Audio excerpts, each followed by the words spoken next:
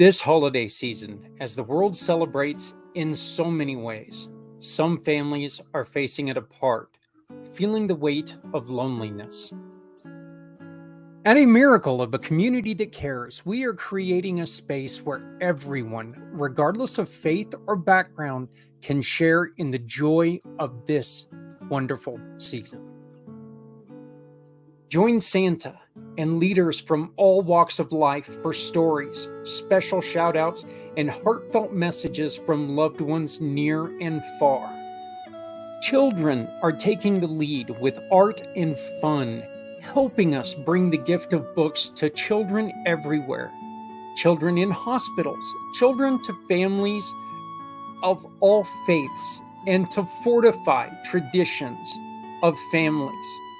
This season, let's come together as a global community, one that cares, one that gives, and one that embraces all cultures, part of the miracle. Join us from December 24th to December 26th, and let's make this season unforgettable for everyone.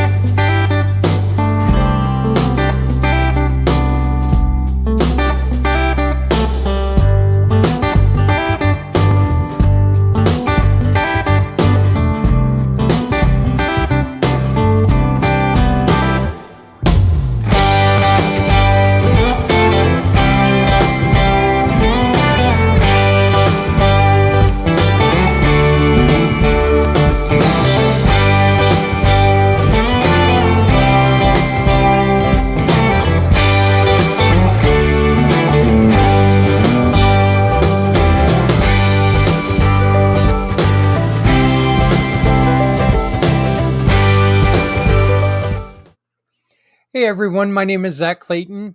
Welcome to Footprints Forward. I do need to, right out front, give everyone a warning. We are going to be talking about domestic violence. Our guest today survived a horrible, horrible incident. And she has created a wonderful program thanks to the recovery that she was forced to go through by this individual. Some of the things that you are going to hear could be triggering. I beg you to please use your very best discretion on whether or not to watch this show. I would like to hope that you would eventually be able to come back and watch this show, and especially if it is still that much of a problem, because if it is, Agape and her team could very possibly be who can help you lift yourself out of the feelings that you're in. We also mentioned another great friend of ours, a wonderful partner of ours, Deb McPhee with Deb McPhee Coaching. I want to make a huge point here. None of this is about ratings. I don't make a dime from these shows. I'm not good enough to make a dime from these shows. I started these shows to make sure that we can find the help that you need. Our hope is that throughout the time that we're recording these shows, somebody's going to stumble across them. Somebody's going to stumble across them. They're going to find them. They're going to find what they need. And when that happens, maybe one of these shows can save their lives.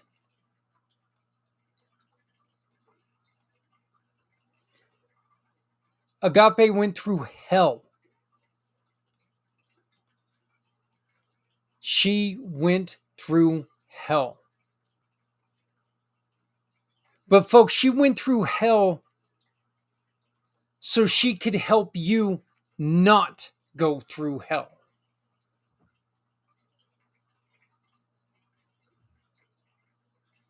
She went through hell to learn the lessons, to help you. So please, for the next 40 minutes, please, I understand if it's getting too much, back away. If you need help, reach out. 970-909-0751. We will try to find someone in your area to help you. Call Agape. Call the police. Don't sit and think things are going to be better or they're going to get better. Okay.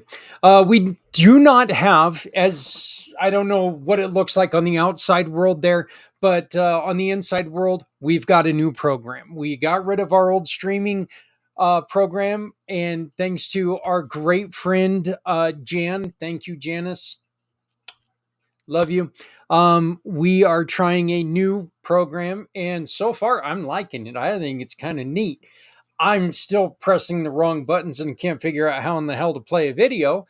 I can't find my downloaded intros and outros anywhere, but that has a lot to do with me being a little...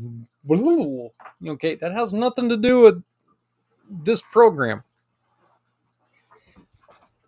That's all this funny fat guy. But again, welcome to Footprints Forward.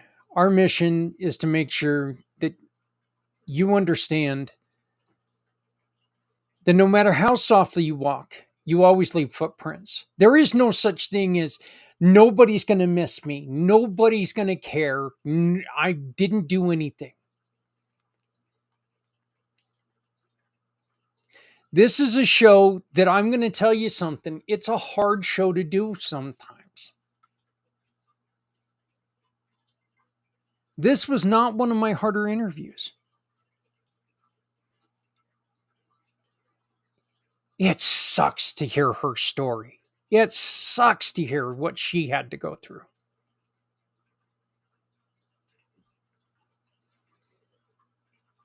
But it makes you so happy to know that humans can endure this kind of garbage and stand up and pull themselves out of it.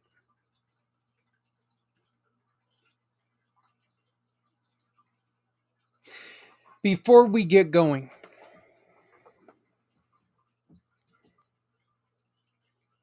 to my dear friend Stephanie,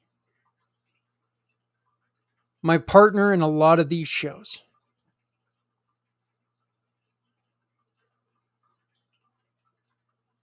I hope you're doing okay. I know that there was some damage to your homestead. To everyone, to the over 6 dozen people who lost their lives in this terrible, terrible storm, to your families, we love you. If there's anything that we can do to try to help send clothing your way, please let us know. We will do what we can do. We're also working on a project where we're going to be collecting clothes for some people who need our help. We're not ready to announce it yet because there's still some logistics that have to be taken care of. But I'm going to be asking for a few things. Non-perishable foods, good clothing, warm clothing, housewares, stuff like this. If you guys have it, we're going to be needing it probably here in a few months. we're going to be taking with everything going correctly, we're going to be taking a load to some very, very important people who sometimes unfortunately get marginalized and forgotten. But so please stay tuned for that. Again, this show, there is a chance of it triggering. If this show triggers, please turn it off and get help.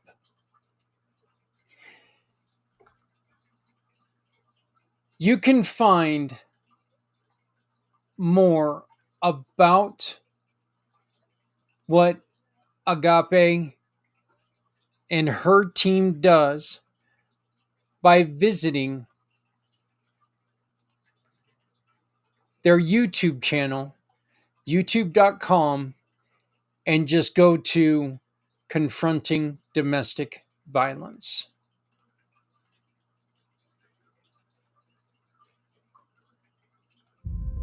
Whether you have experienced domestic violence personally or not, someone you know has.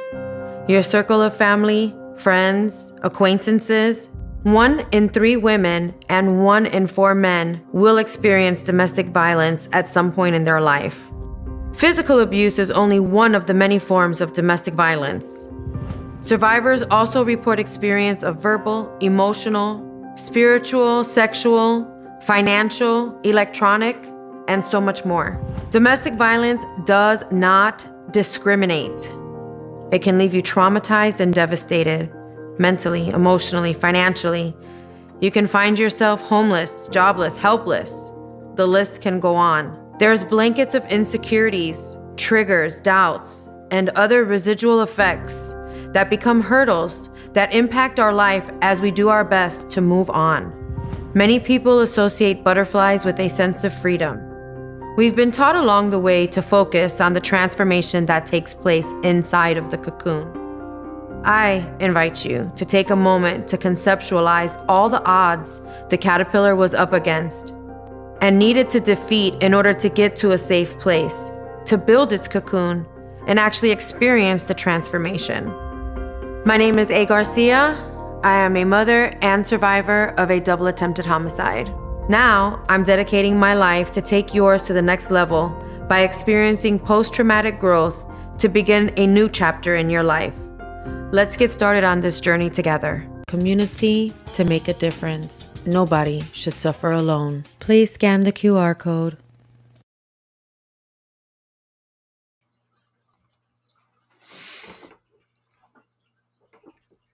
So that right there is going to show you a little bit about what's coming. Okay. Again, this was not the most difficult video. This was not the most difficult interview I've ever had to do, but it most assuredly wasn't the easiest. It definitely taught me a lot, and I'm hoping and praying that if you need help, this will inspire you and help you find the place to find the help that you need. This is my interview with Agape Garcia at Confronting Domestic Violence, a new community pay it forward mission partner. Please support Confronting Domestic Violence by shopping. Shop, click, and pick. Shop with any of our partners. Click a picture and attach it to the QR code that you're going to see in the corner right about now.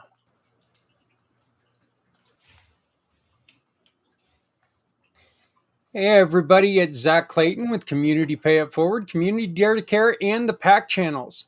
I want to thank you for bearing with us with all of the changes. You can see a QR code up in the corner that's right now it's covering my lovely guest's face, but that's because it's a very important code for this particular interview.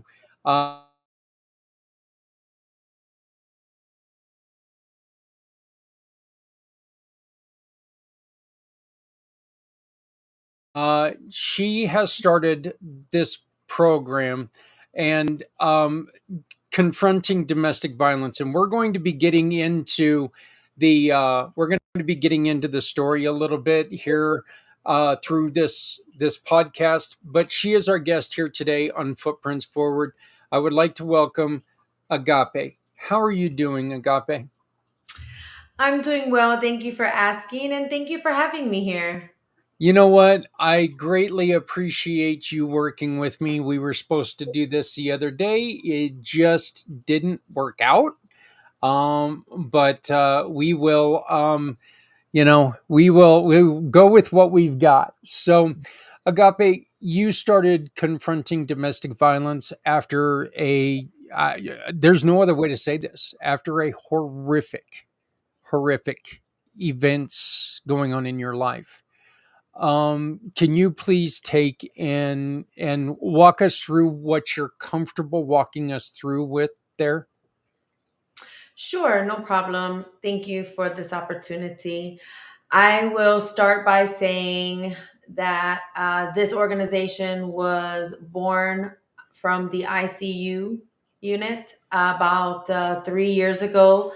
I was in a major car accident, which resulted in a 1% chance of me surviving. And that was the first time in my life that I knew I wasn't fighting for myself. Like I was not fighting on my own behalf. I had to surrender all and everything and just give all that I could to, the Lord, and ask, why did he believe that my life, that I was worth saving? I didn't understand. I didn't know. I was in a situation where I could not even feed myself, let alone, raise an arm or a leg. I was literally just in ICU and unable to move much of anything. I was pretty shattered from head to toe, literally.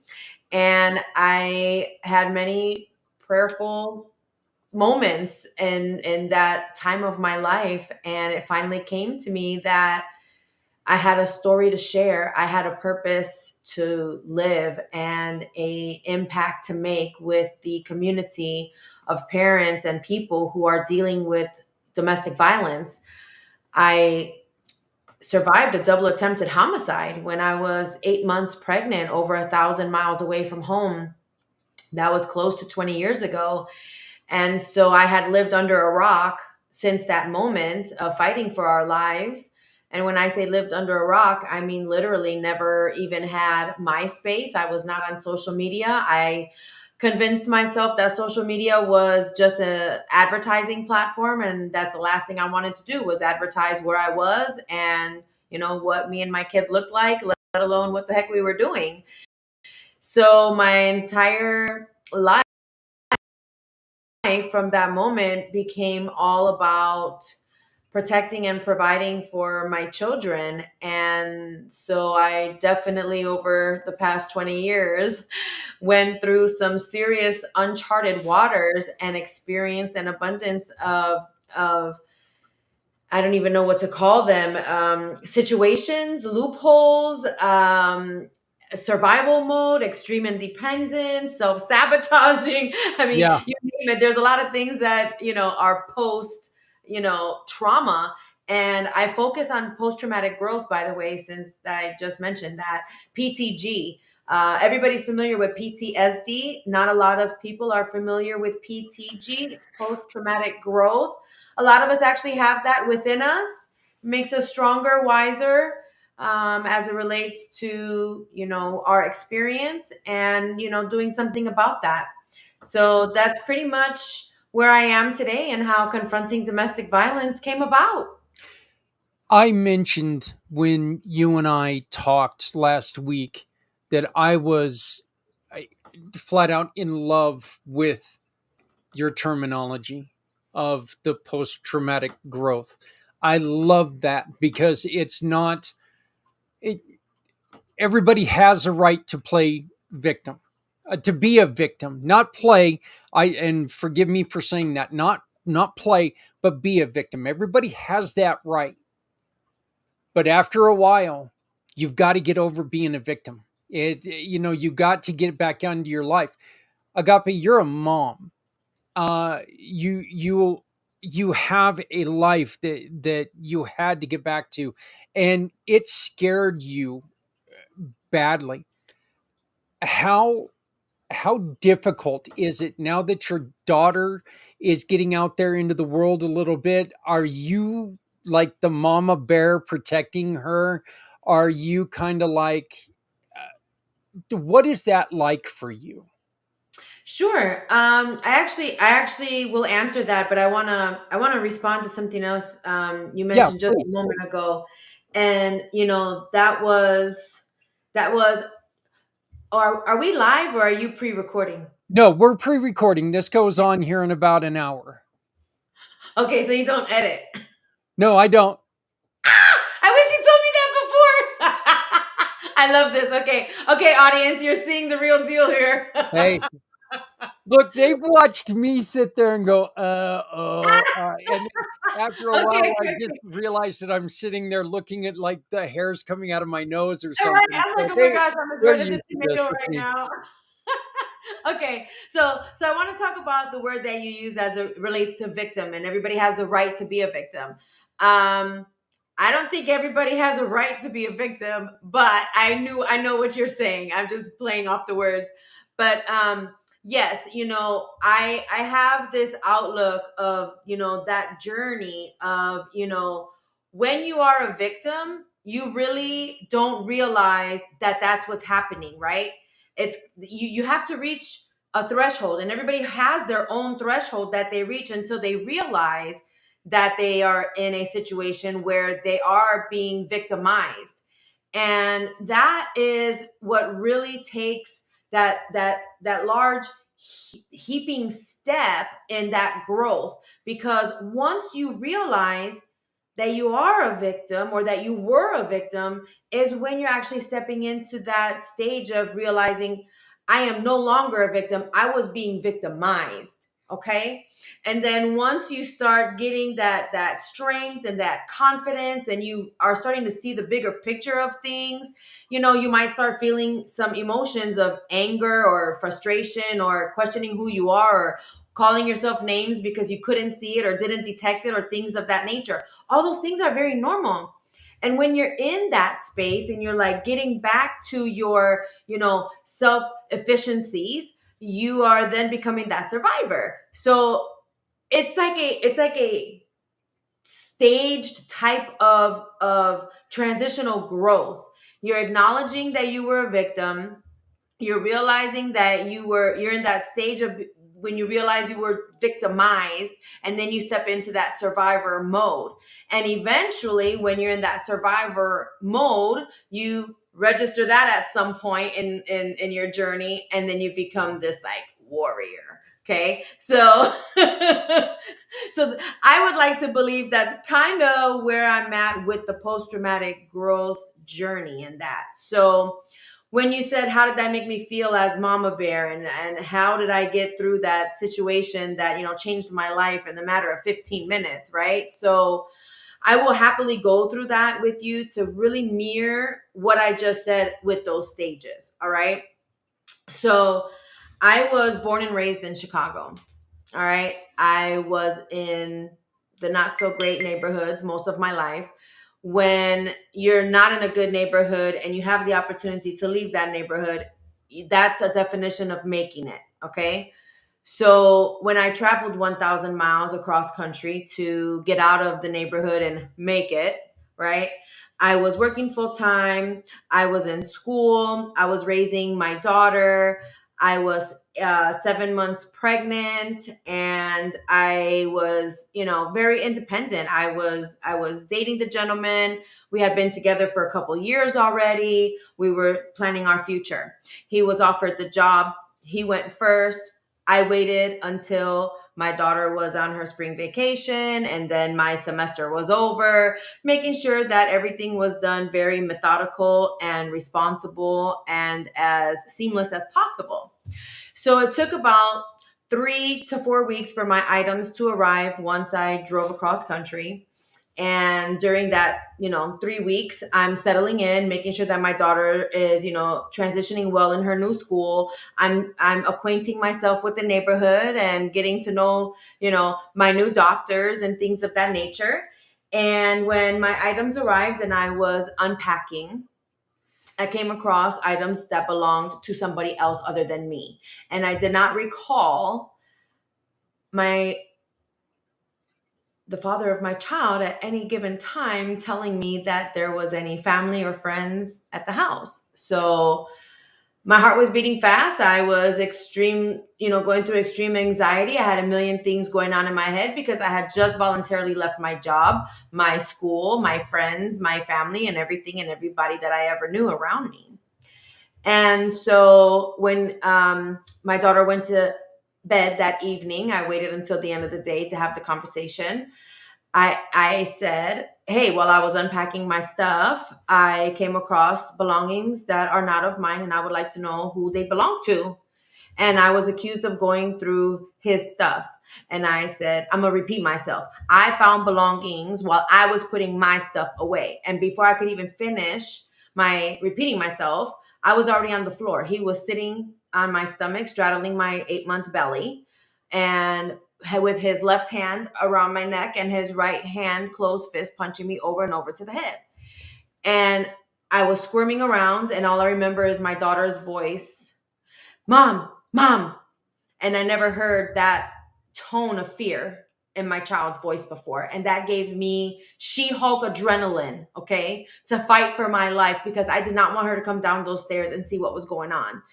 And I slammed my feet on the ground and I thrusted my hips towards the ceiling and I was able to roll him over me. I have no idea how I popped up in a second. I ran around the couch and she was coming down the last step. I grabbed her little hand and we ran outside the door just like that, barefoot with pajamas. And I'm knocking on the door to my neighbor. Please, please, please. I need to use your phone. I need to call the police. I call the police. The 15, 20 minutes that it took them to get there felt like eternity. I just couldn't believe what happened, what was going on. Everything was just taken away in a matter of 15 minutes.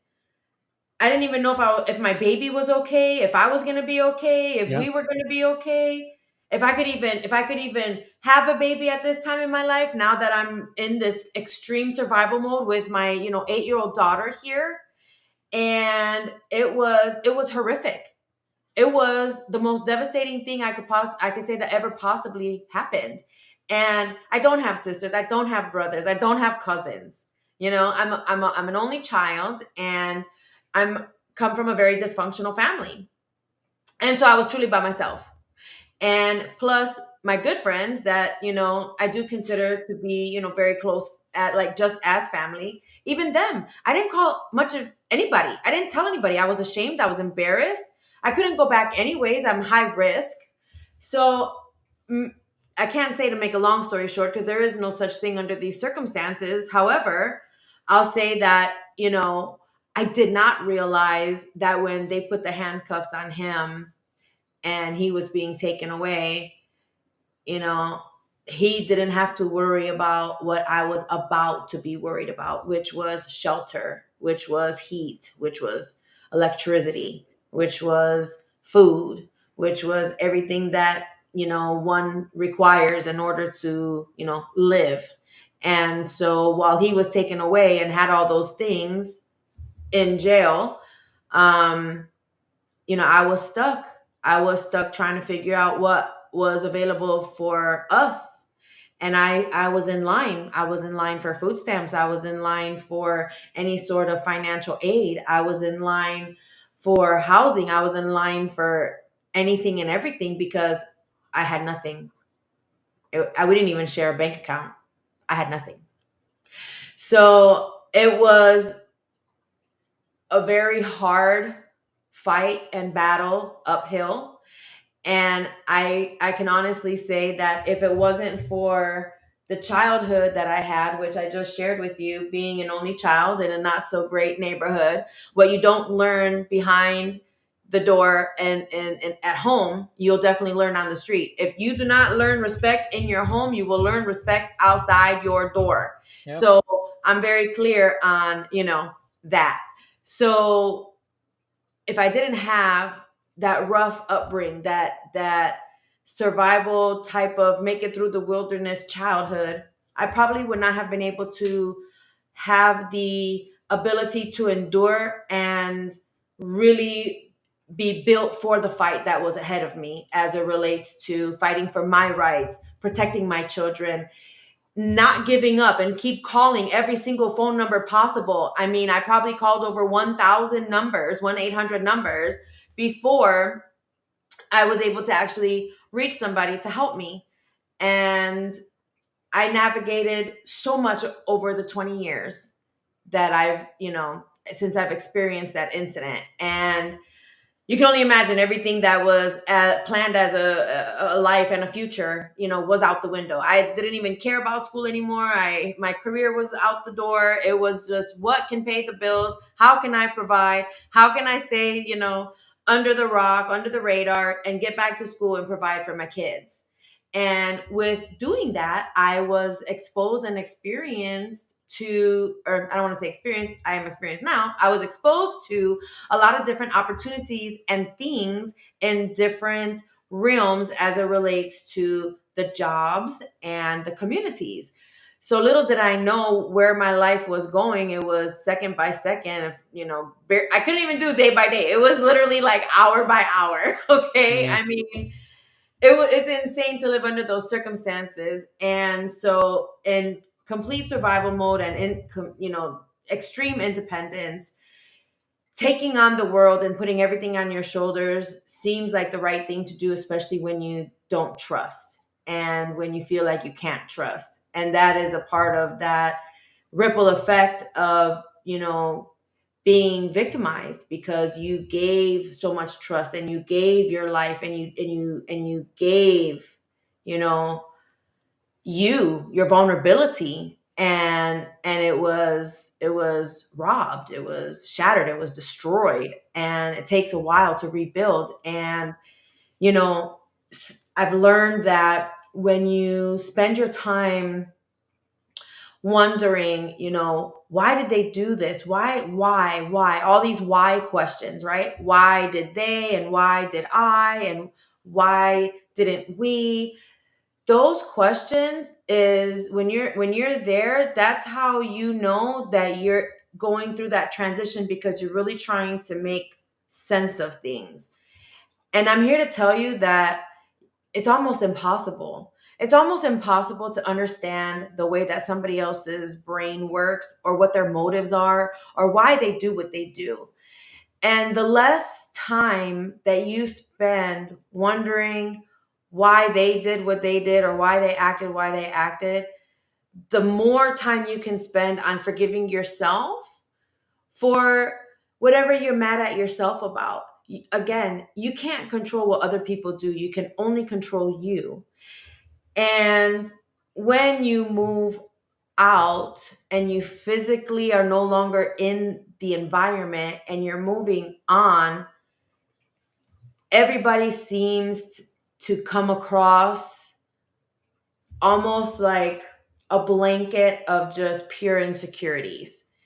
You don't want to get to know anybody. You don't want to try to develop a relationship or a friendship, any kind of ship, right? You're just really with your radars going all the time. And it can lead you to a place where you just close off the world and you isolate yourself. And that's a risky place too, because there's you can move a million times, you can travel a bunch of places, you can put yourself in many different environments, but in reality you live in your head. You can't escape you. You can't. You live in your head. So if other people and the questions about them are renting space in your head, and they don't belong there, evict them. Yeah. Evict them. And if you're dealing with the doubts and the lack of self confidence within, think about somebody that you would fight for, that you would confront and get in between, that you would protect with your own life, whether it's your children, your best friend, your parent, whoever that person is. That level of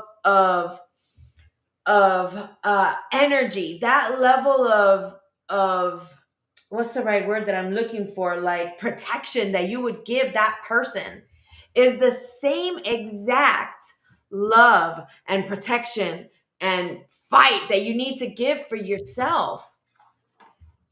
I did not know that mirror work was a real thing. And when I was going through that transition, of figuring out what I was going to do, because my baby, my unborn baby, was going to be born in 45 days from the day of the incident. And I had to figure out my entire life in 45 days. I did not know that mirror neurons were a real thing and that mirror work is a real thing. But I just instinctively went to the mirror and yelled at myself and screamed at myself and talked to myself like I would talk to someone I was really, really angry with, because they knew better than what they were trying to convince themselves of. Like when your best friend or your daughter says, you know, that they just want to give up because they got second or third place instead of first, It's Right. like the encouragement you have to give is the same encouragement and the same cheerleading and the same advocacy you need to give yourself. Okay. And There a little bit of the good news that's come out of this. The baby was fine. yes, the baby was fine.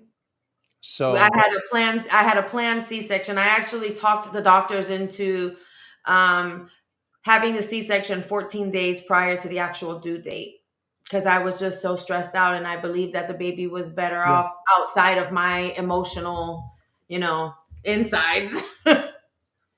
right.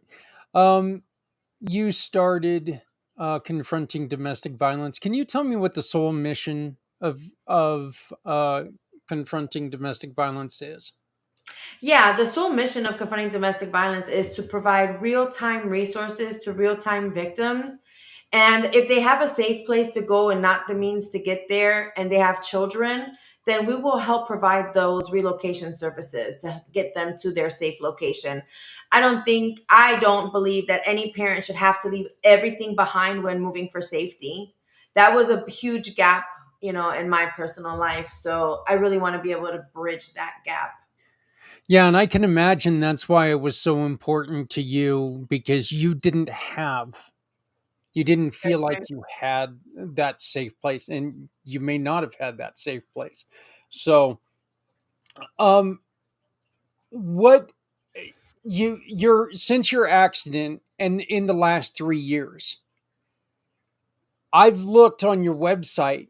You've done some amazing things in 3 years. Okay. I know nonprofits that have been going for a decade or longer that are still trying to, punch through and still trying to, they're doing everything they can do. But you really got a team together and you hit the ground and you guys are running. From your mouth to his ears, this is why I believe my life was spared. And I got off of, my friend just told me yesterday. She said, and she was next to me. She was almost every other day next to my bed. She came and saw me all the time. And she said, you walked from your deathbed into your purpose. You told me, I watched the whole like spiritual revelation happen in front of me. I saw you praying, I heard you praying, you shared with me, that you just wanted to know why, and now you're just walking in your why.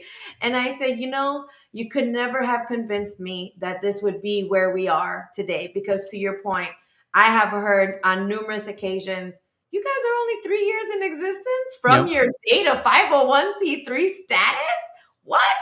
I said, this is proof in the pudding. Yep. And Agape, one of the things that I love the most, again, and when talking to you was such a revelation to me, because My motorcycle accident led me here. Okay. I was a truck driver. I hated going to work every day. I was in a relationship that I wasn't satisfied with. I began every day with, ugh, I hate my effing life. Every day I began my life like that, to where, you know what, I was thrown into a fence, left in a ditch, and now I I would like to say I'm living a dream, but you know what? I'm starting a dream. I'm starting a dream because I get to do what I enjoy doing, which is meeting beautiful, beautiful, wonderful people like you and using our QR codes to take and support dreams and support programs for people to help people. And I love it. So you wanted me to make sure that we brought this up, and this is something in which this I've got somebody that I need to introduce you to. Remind me about that later. But the domestic violence effect in the workplace. Yes, I have so much experience in going to work as a victim, in also being a manager, human resource generalist, security, consultant. I have been in wore many hats at work, with domestic violence being around me all the time. And it's interesting because for the longest time, domestic violence, spillover happens at work so much, but nobody talks about it because of, for many reasons, right? Like social Hmm. stigma, the fear of retaliation, and so many different things. There are employee benefit programs, EAP programs, employee assistance programs that most corporations offer employees that, if they have a gambling problem, an alcohol addiction, porn, fetishes and things of that nature, they have, resources to help them get through that. And they don't, what's typically not there, what most folks don't see, is resources for real-time victims of domestic violence. Okay. And the statistics haven't changed for decades, although COVID has pushed the needle forward, unfortunately. And so, with domestic violence being 1 out of 3 women and 1 out of 4 men, and it does not discriminate against anybody. It doesn't matter what color, how much money, what's your title, what's your domination. It does not matter. Okay? Domestic violence is real, and the statistics prove themselves. So the state of California has recently passed a law. It's a legislative law. It is called SB 553. And California has recognized that domestic violence is basically a pandemic, and that COVID-19, it was a pandemic within a pandemic during COVID-19. And so they have mandated that most California corporations have a workplace violence prevention plan in place. That law was passed September 30th of 2023, but is now in effect and was put into effect July 1st of 2024. Small window for a new bill to be into effect, and the expectation for employers to be compliant. Now, there's a few exceptions. If you're law enforcement, you don't need to comply because they have their own. And same thing with healthcare. If you're in the healthcare industry, so basically if you abide by HIPAA, you don't need to comply with SB 553 because they also have their own plan in place. Now, if you're a small organization and you're not open to the public and you are active and compliant with your annual injury and illness prevention plan, then you can be exempt. But any other organization that does not fall under those three simple categories, you need to be compliant. Uh, So, so I oh, wait, because here's where it gets crazier, right? So, for a police officer with the emergency responders, right? Domestic violence is the riskiest call for them to respond to. So now employers and day-to-day personnel are expected to be first responders because the bill is requiring observation, reporting, preventing and responding and following up. So it's basically made everybody a mandatory reporter. Basically, you got that right. You know, I don't know why a company that works with other human beings wouldn't want this bill. I don't know why they wouldn't want. Okay, and I say this because here in Colorado, earlier this year, we lost a beautiful soul to domestic violence in the workplace. Um, a woman, I'm gonna be respectful and call her a woman, but she was still a little girl. Was constantly being harassed by this other person, and she did everything she could to get her schedule moved away, but she wanted to. I think she was moving off to college or something. I don't want to get too much into her story because I don't want to misrepresent her. But they ended up getting put on the same schedule, and he ended up killing her Oh, here in Colorado, and it it breaks my heart. I hate reporting that story because it breaks my heart, and I don't see, that manager who, as much as I don't want to put this on the manager, I'm going to put this on the manager, because if he knew that this was a problem, and he or she knew this was a problem, that should have never ever been there. First off, the young man shouldn't have had a job. Okay, because if you're harassing someone, that's not something that just stops because know, no, you know, they're not dogs. They're going to prove a point. So, but that's why I think that I don't see why anybody wouldn't want this. that's Um, right. That's right. And I'm sorry. I just wanted to tell you that I'm also bringing that up because you could see how passionate I am about this yeah, topic. Okay. absolutely. And here's the thing is that when SB 553 came into play, I had to remove my vision statement off of my website. Why? Because the vision for confronting domestic violence was for corporations to offer real-time resources. I had no idea it was going to be beyond that. So I was like, oh my gosh, this is great, because throughout my journey in this, bouncing from job to job, as I had to relocate for my own personal safety, I have clear understanding of how to read a legislative bill. I have volunteered under Cal legislation for more than a decade under public privacy and safety. I have previously been an appointed mayoral appointee to sit on the Citizens Review Board to work directly with internal affairs, understanding and identifying, police practices, responses, and received hands-on training.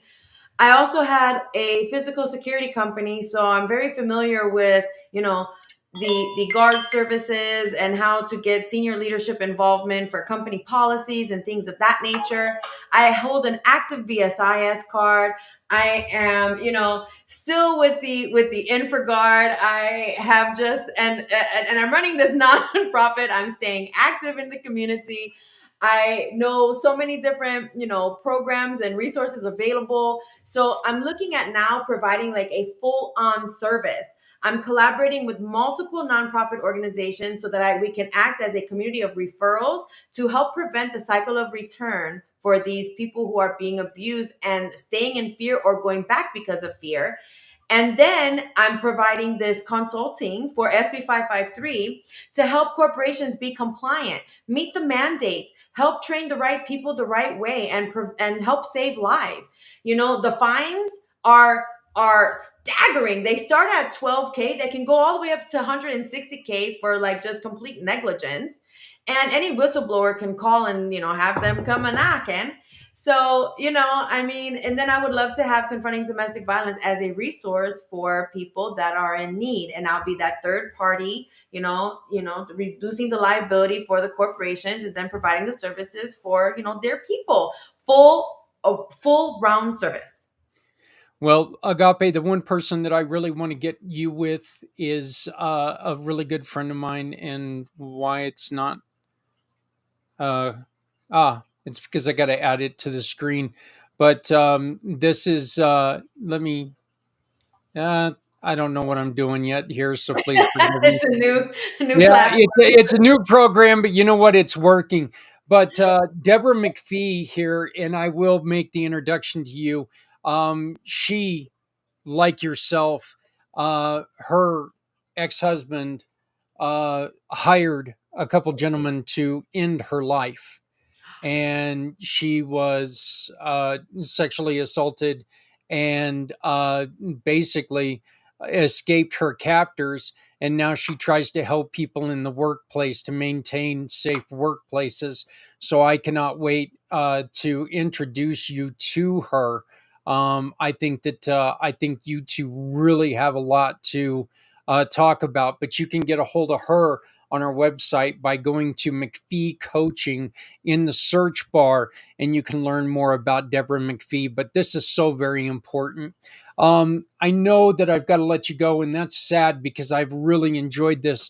But I've got one very, very important question to ask you, and this one is one that unfortunately we know that money is key. We all need money. Everybody needs money. What other things can people provide to you, Agape, that can help confronting domestic violence thrive? Wow. We are having our very first fundraising event October 27th. October is Domestic Violence Awareness Month. October 27th is when we're having our very first gala.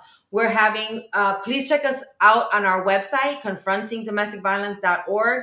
If you're interested in supporting in any kind of way, we can use people to help us raise capital, people to help write grant applications, just volunteer, help recruit high schoolers or college students that want to help, like just with social media marketing and things of that nature. We need visibility so we can really develop this community, so we can provide for the other communities that are in need. And again, folks, QR code right above me. That's how you can take and you yeah, it's up here somewhere. There we go. That's that. Thank God I don't edit anything. Yeah. Uh, but you know, the QR code above my head, my shiny 9 head I got going, it's way past forehead. Um, but that QR code is the best way in the world that you can support this program, in my humble opinion, because all you have to do is shop with any of our partners. When you shop with our partners, you use that. Hello, co-host. You simply add the receipt to your purchase, and you either take a picture of it with your camera widget, or you upload the receipt where it's asked for it, and a portion of your purchase goes to supporting Agape and her team to make sure that these families get to a safe place. Okay, listen carefully. If they are left in a dangerous situation, they're in a dangerous situation. If they've got somewhere where we can get them out of there, let's get them, bad words, get them the hell out of there. Do what you can do. Support Agape, support confronting domestic violence. Thank you for your time today. I cannot thank you enough. You're such a beautiful, beautiful person to go through what you went through. Such a heart wrenching story. I am so glad that you went through your journey and you came out stronger. I am, as much as I hate the pain you went through, I appreciate that you came back and you know now what could have helped you, and that's what you're doing to help others. And I want to thank you for everything that you've done to help others. Thank you so much. Definitely every child deserves to feel safe at home. That's right. Hey, again, go to confrontingdomesticviolence.org. That's confrontingdomesticviolence.org. Agape, your email, how do people reach out to you? Sure. Email is a.garcia@confrontingdomesticviolence.org. All Be right. careful of the And spelling. yep, and we will have that linked to the show information. So thank you. Thank you, my dear friend. Thank you so much. Thank you so much.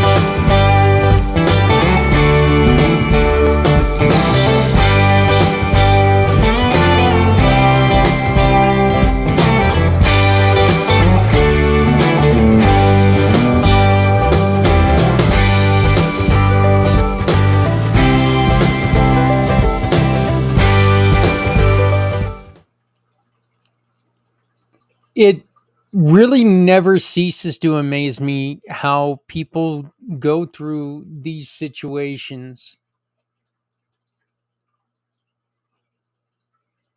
and they come out on the other side and they're strong.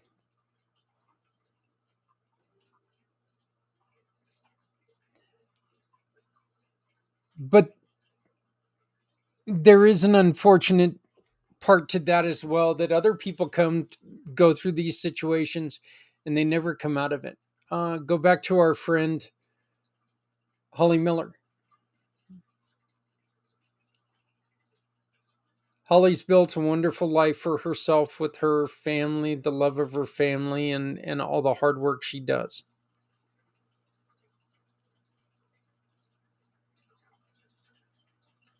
But her childhood friend who was there, and was attacked at the same time she was,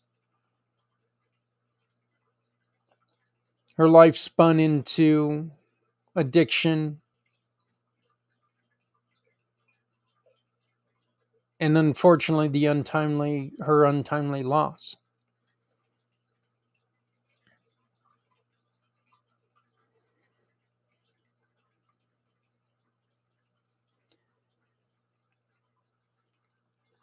I'm not going to sit here and I'm not going to even try to act like I would know what I would do. I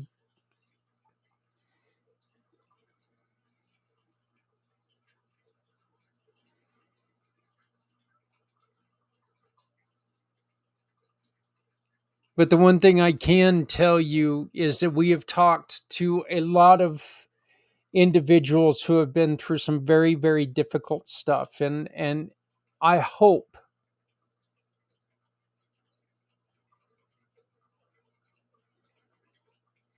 and I plead with you,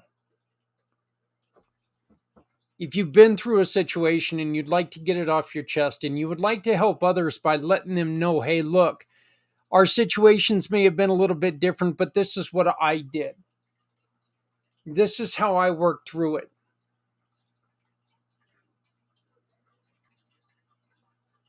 Maybe you can do this, and you can pull yourself uh, back up to where you want to be.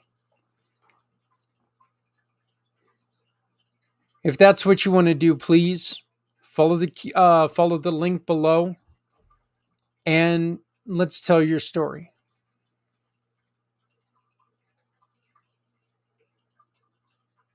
Look, my name is Zach with Community Pay It Forward, Community Dare to Care, and the PAC channels.